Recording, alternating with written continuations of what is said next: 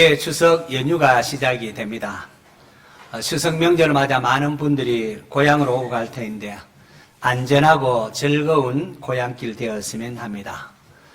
어릴 적 추석이 되면 저희 집이 이제 큰 집이라서 송편을 이제 가족들이 모여서 빚곤 했습니다.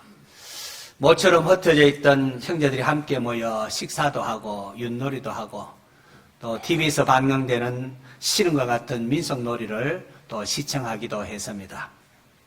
기독교인들은 죽은 자들에게 제사 지내지는 않지만은 부모나 조부모의 산소를 찾아가 돌보고 또 지난 날을 회고하며 하나님께 예배 드리기도 합니다. 추석은 계절적으로도 오곡백과가 풍성해서 햅쌀로 또 밥을 하고 또 각종 과일 또 전을 해서 먹습니다. 어느 사회나 명절은 이렇게 즐거운 법입니다. 오늘은 유대인의 명절에 예수께서 행하신 세 번째 표적에 관하여 살펴보고자 합니다. 첫 번째 표적은 지난주에 살펴본 것처럼 갈릴리 가나 혼인잔치에 물이 포도주가 된 것이고, 두 번째 표적은 왕의 신하의 아들을 고쳐준 표적이고, 오늘이 세 번째 표적입니다. 유대인의 경우 명절이 되면은 많은 사람들이 예루살렘으로 올라갑니다. 그리고 그곳에서 하나님께서 베푸신 은혜에 감사하면서 축제를 벌입니다. 모든 사람이 기쁜 마음으로 들뜬 마음으로 명절을 즐기고 있는데 예수님께서 예루살렘 양문 곁에 있는 베데스다라 하는 연못을 방문하십니다. 양문은 성전 북쪽에 있는 문인데 이 문 들어가면 이제 성전 뜰로 들어갈 수가 있습니다. 이 문으로 제사 드릴 양들이 이렇게 제물로 들어왔다고 해서 양문이라 이렇게 이름을 붙였습니다. 세례요한이 예수님을 가리켜 보라 세상 죄를 지고 하는 하나님의 어린 양이로다라고 하지 않습니까? 바로 그 예수님께서 지금 양문 곁에 등장하십니다. 그런데 그 양문 곁에 있는 베데스다라 하는 못이 있는데 거기 행각들이 있고 그 아래로 많은 병자들, 맹인, 다리 저는 사람, 혈기 마른 사람들이 이렇게 누워 있습니다.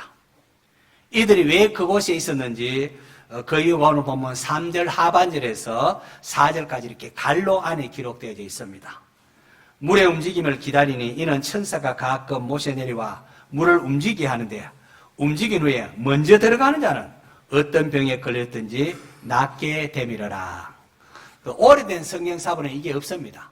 그래서 나중에 된 몇몇 사본이 있기 때문에 이렇게 갈로라고 이렇게 넣어놨는데요.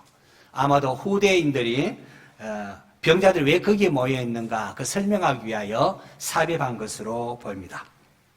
명절을 맞아서 많은 사람이 예루살렘 방문하면서 시끌벅적 즐겁게 축제의 분위기를 즐기고 있는데요. 베데스다 연못가에 있는 이들에게는 그렇지를 못했다는 겁니다. 오히려 이들은 명절에 맞아서 더 섭섭함을 느끼고 상대적으로 외로움을 느끼고 있었습니다. 그런데 예수님이 바로 그곳을 방문하신 겁니다. 예수님께서는 베데스다 행각들 아래 많은 환자들 가운데에 한 사람 38년 된 병자를 주목하고는 그 병이 오래된 줄 아시고는 물으십니다. 내가 낫고자 하느냐? 아니 주님께서 무슨 뚱딴지 같은 질문을 하십니까? 당연히 낫기 위하여 베데스다 못가에 있는 것 아니겠습니까? 하지만 이런 본문을 한번 가만히 묵상해 보십시오. 38년입니다. 몸도 마음도 완전히 지쳤습니다. 모두가 또 그에 지쳐서 이제 그를 곁을 다 떠나갔습니다. 몸은 베데스다 연못가에 와 있지만은 어쩌면 자신이 나을 수 있다는 희망을 포기하지는 않았겠습니까?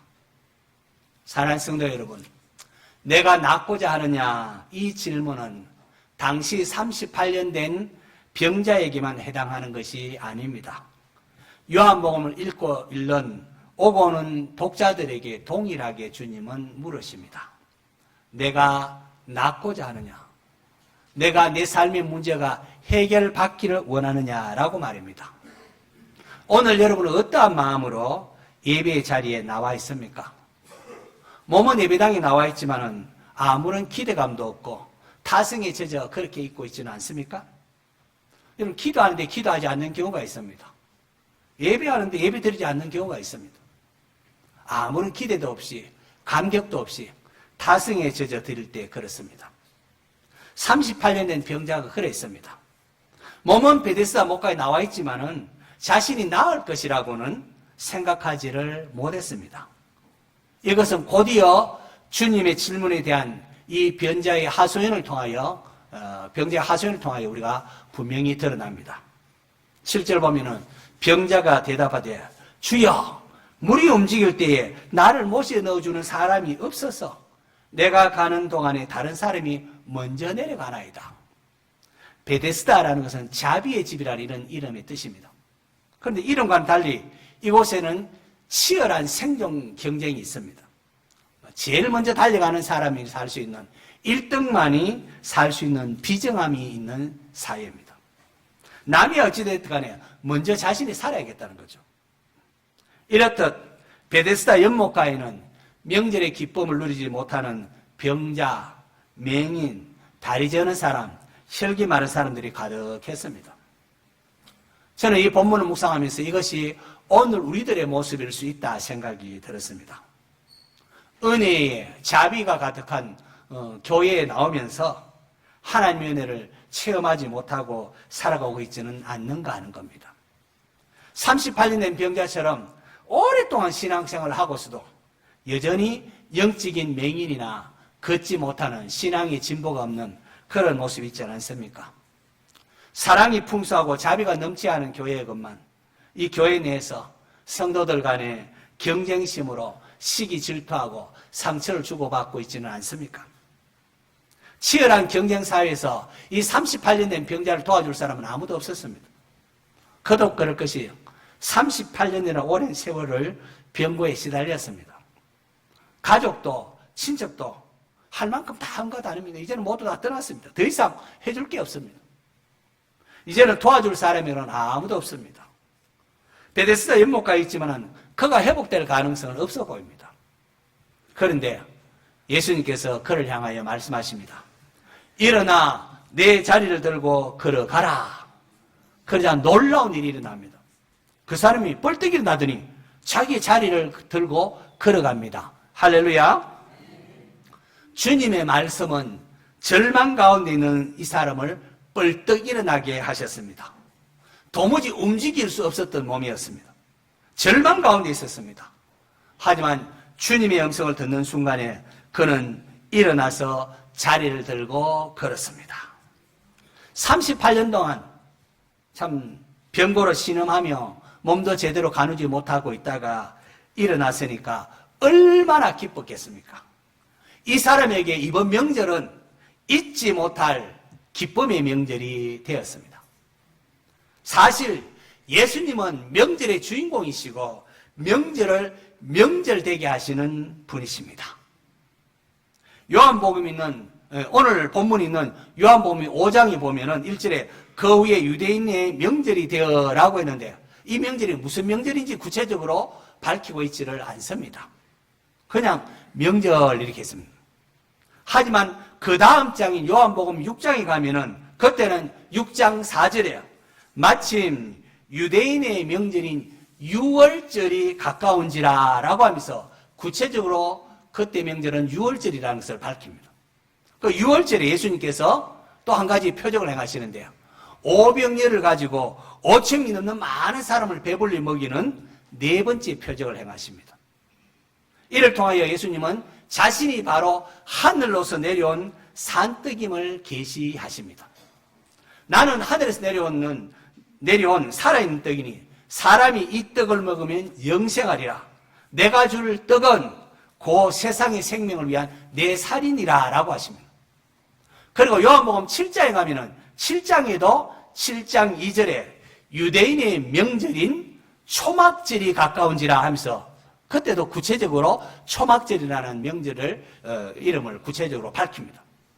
초막절에 예수님께서 예루살렘 성전으로 올라가서 신라물에서 떠온 물을 성전에 이렇게 붓는데 바로 그 근처에 서서 주님께서 자신을 계시하십니다. 명절 끝날 그 큰 날에 예수께서 서서 외치시대요. 누구든지 목마르거든 내게로 와서 마시라. 거기가 성전의 그게 아니라 내게로 와서 마시라. 나를 믿는 자는 성경의 이름과 같이 그 배에서 생수의 강이 흘러나오리라 라고 하십니다. 여러분, 유월절은 이스라엘 백성들이 애굽에서 종노릇하다가 노예생활하다가 해방된 날을 기념하는 절기입니다.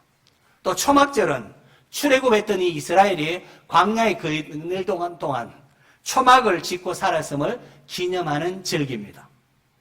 이 두 절기 모두가 출애굽 때의 구원을 기념하면서 출애굽을 주신 하나님께 감사하면서 또 동시에 종말에 메시아가 와서 출애굽과 같은 구원을 다시금 이루어 주실 것을 기다리는 것이었습니다. 그런데 예수님께서 명절에 38년 된 병자를 고치시고 또 6월절에 오병이어를 통하여 5,000명 넘는 많은 사람의 표적을 보이시고 또 초막절에 목마른 자는 나에게 와라 이렇게 말씀하시면 바로 예수님 자신이 너희들이 기다리던 바로 메시아임을 계시하신 것입니다. 출애굽 당시에 하나님께서는 모세를 통하여 하늘에서 만나를 내리지 않습니까?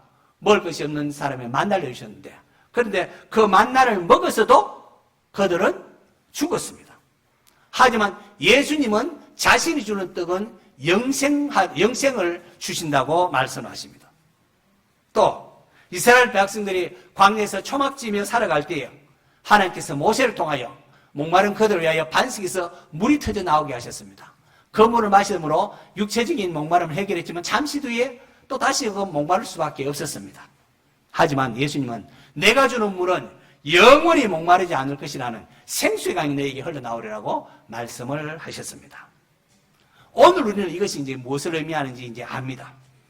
예수님께서 죄인인 우리를 대신하여 십자가에서 자신의 살이 찢기시고 자신의 피를 흘려 죽어주심으로 우리에게 영생이 주어졌고 성령님께서 오시게 된 것을 의미한다는 것을 말입니다. 예수님은 죄로 인하여 영원히 죽은 우리를 살리기 위하여 이 땅에 오신 하나님의 아들이십니다. 오래전 이사야 선지자가 그가 찔림은 우리의 허물 때문이요 그가 상함은 우리의 죄악 때문이라. 그가 징계를 받음으로 우리는 평화를 누리고 그가 채찍에 맞음으로 우리는 나음을 받았도다. 우리는 다 양 같아서 그릇 행하여 각기 제 길로 갔거늘 여호와께서는 우리 모두의 죄악을 그에게 담당시키셨도다 라고 예언하셨습니다. 그 예언의 성취가 바로 예수님이십니다. 사랑하는 성도 여러분, 유대인의 명절에 예수님께서 양문 곁에 있는 베데스다라는 목가에서 38년 된 병자를 고치셨습니다. 얼마나 감사합니까? 얼마나 놀라운 은혜입니까? 그러나 여러분, 우리의 육신은 질병에서 고침을 받았다고 하지만은 얼마 지나지 않아서 다 죽을 수밖에 없습니다. 예수님께서 달리 베데스다 목가의 많은 병자 가운데에 다 고치지 아니하고 유독 38년 된 병자만 고치겠습니까?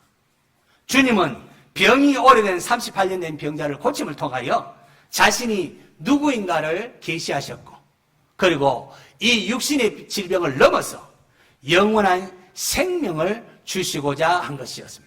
그래서 표적으로 그것을 행하신 것이죠. 오늘 우리에게는 육신의 질병에서 고침받는 것보다도 훨씬 더 크고 놀라운 은혜가 있습니다. 그것이 무엇입니까?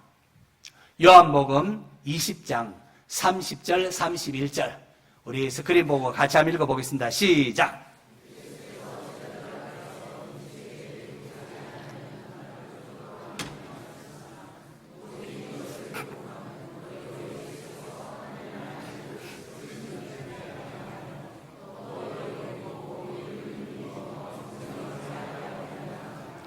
아멘.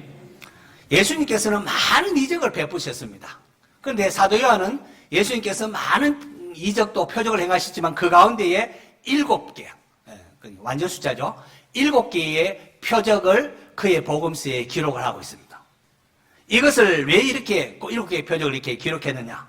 이것을 통하여 예수님께서 바로 하나님의 아들 그리스도이심을 독자들이 알게 하고 그리고 또 그 이름을 힘입어 영생을 얻게 하려 하심이라고 했습니다. 이 목적 가지고 여러 가지 표적과 요한복음이 기록되었다는 겁니다.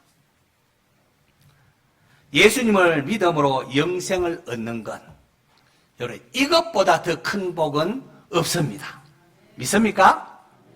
여러분, 제자들이 막 복음 전할 때 막 귀신이 쫓아갖고 막 질병에 고치고 하니까 제자들이 막 너무 좋아하고 입이 막 귀에 걸려갖고 예수님께 예수님, 우리가 막 복음 전하니까 이런 기적들이 나타났습니다 할 때에 주님께서 그런 것으로 인하여 기뻐하지 말고 너희 이름이 하늘나라 생명책에 기록된 것으로 기뻐하라고 하셨습니다.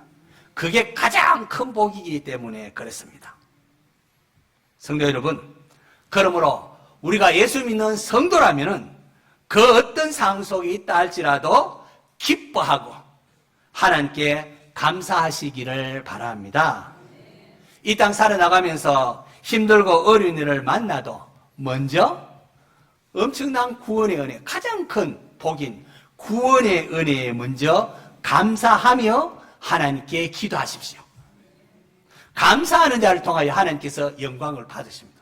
그리고 감사하는 자에게 하나님의 구원의 은혜가 빨리 임한다고 했습니다. 빠른 기도 응답의 그런 기쁨도 주십니다. 이제 추석 명절을 맞아서 친척들이, 가족들이 이렇게 모여서 여러 가지 대화의 꽃을 피우지 않습니까? 그래서 막 사업이 잘 됐다, 사업이 좀 어려웠다, 또 우리 자녀는 좋은 일이 있다, 또 이렇다, 여러 가지 또 기도 제목도 나누고 할 것인데요. 무엇보다도 가장 소중한 구원의 은혜를 이야기하며 예수님을 전하는 성도 되시기를 바랍니다. 여러분, 38년 된 병자의 치유 사건은 이게 전부가 아닙니다. 38년 된 병자를 고치신 날이 안식일이었습니다. 9절 하반절에 이 날은 안식일이니 그렇게 되어 있습니다. 이어서 유대인과 예수님 사이에 안식일에 대한 논쟁이 벌어집니다. 유대인들이 안식일을 범했다고 막 비난하기 때문에 그렇습니다. 예수님께서 하필이면은 안식일에 병자를 고치셨을까요? 38년 기다린 사람 하루도 기다린다고 뭐 문제가 있겠습니까? 아무 문제가 없을 텐데 왜 그랬을까요? 주님께서 깜빡 오늘이 안식인데 잊어버렸구나, 잊어버렸기 때문일까요? 그렇지 않습니다. 예수님께서는 의도적으로 안식일에 38년 된 병자를 고치신 것입니다. 예수님께서 38년 된 병자를 고치시고 또 며칠 지났을 때에 다시 병 나은 사람을 만나서 이런 말씀을 하십니다. 보라, 네가 나았으니 더 심한 것이 생기지 않게 다시는 죄를 범하지 말라. 이게 우리를 향한 주님의 마음입니다. 우리는 그저 병만 낫기를 기도합니다. 병만 낫기를. 문제만 해결되기를 기도합니다. 그래서 병이 낫고 어려운 문제가 해결되고 나면 이제 끝! 이제 다 됐어. 이제 고민 없어. 하고 옛날 삶의 방식으로 돌아가 버리곤 합니다. 그러면 안 됩니다. 주님께서는 고침받은 사람에 대한 기대가 있었습니다. 요한복음 8장에도 보면은 예수님께서 음행 중에 잡힌 여인을 용서하시며 또 같은 말씀하십니다. 나도 너를 정죄하지 아니하노니 가서 다시는 죄를 범하지 말라라고 말입니다. 우리 주님의 치유와 용서하심은 죄인인 우리를 거룩으로의 초대로 이어집니다. 네가 죄 용서 받으면 이제는 거룩한 하나님의 자녀답게 살아라. 죄 용서 받은 사람답게 살아라는 겁니다. 하나님과 우리가 사귐이 있기 위해서는 내가 거룩하니 너희도 거룩하라 하신 하나님의 말씀처럼 하나님의 거룩을 본받아 우리가 행해야 합니다. 예수님께서 안식일에 38년 된 병자를 고치신 것은 죄로 인하여 질병이라든지 자연계가 훼손되었는데 이 죄로 인하여 훼손된 안식을 회복하시는 분이시로 자신을 계시한 것입니다. 예수님이 바로 안식일의 주인이십니다.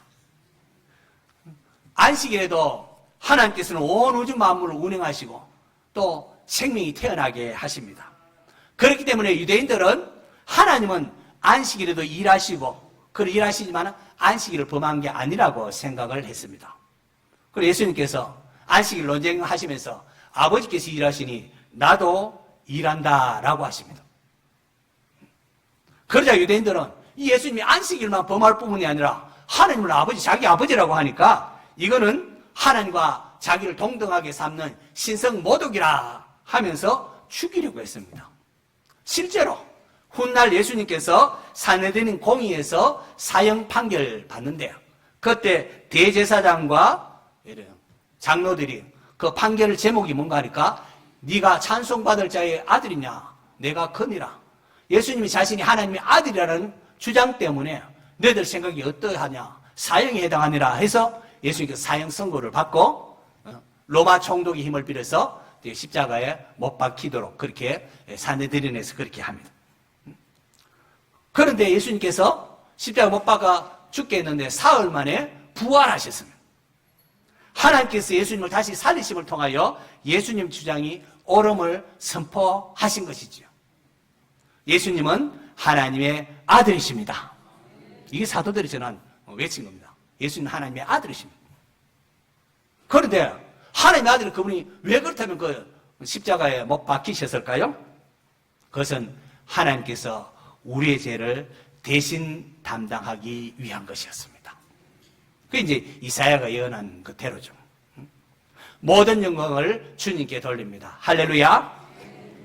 사랑하는 성도 여러분, 추석 명절을 앞두고 예수님께서 유대인 명절에서 행하신 38년 된 병자를 치유하신 표적을 우리가 살펴보았습니다. 주님은 명절에 양문 곁에 있는 베데스다 연못가에 38년 된 병자에게 내가 낫고자 하느냐 물으셨습니다. 주님의 이 질문은 타성에 젖어 있는 그에게 믿음을 촉구하는 것이었습니다. 내가 낫고자 하느냐? 치열한 경쟁사에서 더 이상 희망이 없었고 아무도 도와줄 사람이 없었지만은 주님이 능히 그를 도와주실 수 있기 때문에 질문한 것입니다. 예수님은 명절의 주인공이시며 명절을 명절되게 하시는 분이십니다. 주님은 또 안식일의 주인이시며 참된 안식을 회복하시는 분이십니다. 주님 우리가 이 땅의 것이 전부인 줄 알고 막 가진 것 가지고 서로 아웅다웅 다투고 시기하고 질투하고 하는 우리 인생들을 향하여 참된 안식을 주시는 주님을 바라보라고 하십니다. 일어나 내 자리를 들고 걸어가라. 이 주님의 음성은 절망 가운데 있는 사람을 벌떡 일어나 걷게 했습니다. 저는 오늘 이 자리가 베데스다 목가에 38년 된 병자가 일어나듯 우리의 삶의 문제가 해결되는 은혜의 현장이 되기를 원합니다. 우리 가운데 오랫동안 삶의 문제로 힘들어하는 분이 있을 것입니다. 몸은 예배당에 와 있지만 타성에 젖어서 그렇게 살아가고 있는 분도 있을 것입니다. 주님의 음성에 귀를 기울이시기를 바랍니다. 내가 낫고자 하느냐 주님 물으십니다. 수고하고 무거운 짐자들아 다 내게로 오라. 내가 너희를 쉬게 하리라. 참된 안식으로 우리를 초대하고 계십니다. 예수님을 나의 구주로 인정하며 자비와 은혜를 구하십시오. 모든 염려 근심을 성경에 기록된 대로 하나님께 맡기시고 구원의 하나님께 감사함으로 기도하시기를 바랍니다. 그리고는 이제 하나님의 말씀에 순종해서 한 걸음 한 걸음 따라가면 됩니다. 그러면은 주님이 주시는 평안이 있습니다. 주님이 주시는 평안이 있습니다. 육신의 병만 고친다고 또 되는 것이 아니라 우리의 죄를 대속하기 위하여 오신 주님이라는 사실을 놓치지 마십시오. 주님 우리가 다시 죄의 종노릇하며 살아가는 것을 원치 않으십니다. 죄를 멀리하는 성도가 되시기를 바랍니다. 이를 위하여 성령의 능력을 구하시고 또 혹이라도 넘어졌으면 적시로 하나님께 자백하면서 주님의 이름을 부르십시오. 그리 할 때에 계속해서 주님과 동행하며 주님이 주시는 참된 안식을 누릴 수 있습니다. 이러한 은혜, 이러한 평강, 이러한 안식이 추석 명절을 맞이하는 우리 모든 성도들에게 있어지기를 축원합니다.